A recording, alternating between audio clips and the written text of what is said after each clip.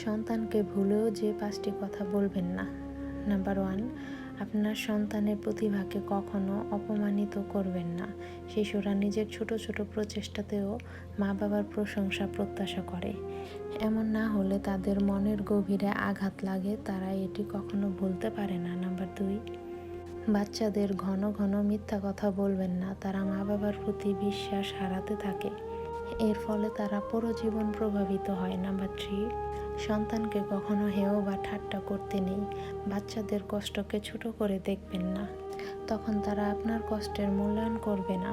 Number 4, বাচ্চাদের কখনো বলবেন না যে আপনি তাকে ভালোবাসেন না বা তাকে জন্ম দিয়ে আপনি ভুল করেছেন।